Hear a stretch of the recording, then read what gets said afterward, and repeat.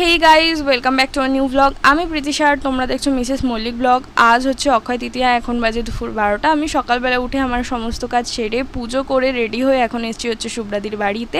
Actually আজকে হচ্ছে শুভ্রাদির ঠাকুমার বাৎসরিক ক্রিয়াকাজ, সেখানেই আমার ছিল ইনভিটেশন। তো শুভ্রাদির সাথে একটু দেখা করে চলে গেলাম পার্লারে।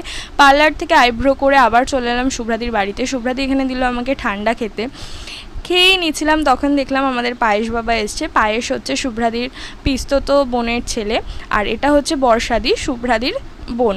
তো আমার আজকে এই সাথে আরও দু জায়গায় ইনভিটেশন ছিল, বাট একটা জায়গাতেই তো যেতে পারবো, সব জায়গায় তো একসাথে যাওয়া পসিবল না।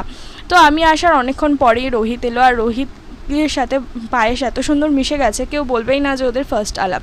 তারপর আমরা খেয়ে নিলাম। মেনুতে ছিল হচ্ছে লুচি, মিষ্টি, ছোলার ডাল, আলুর দম। আর পায়েস দেখো আমার থালা থেকে মিষ্টি নিয়ে খাচ্ছে। যাই হোক, তারপরে খাওয়া দাওয়া সেরে সবাই মিলে গল্প করছিলাম। সবাই বলতে আমি, শুভ্রাদি, বর্ষাদি, টুকিদি মানে হচ্ছে শুভ্রাদির পিস্তত বোন। তো তারপর বাড়ি চলে এলাম। আর সকালবেলা যাওয়ার আগে আমি মাকে দোকান থেকে ডিম এনে দিয়েছিলাম, আর মা বলছে এটা কিসের ডিম, এত ছোট, এটা পাখির ডিম, হ্যান ত্যান। যাই হোক, এই ব্লগটা এই পর্যন্ত। এটা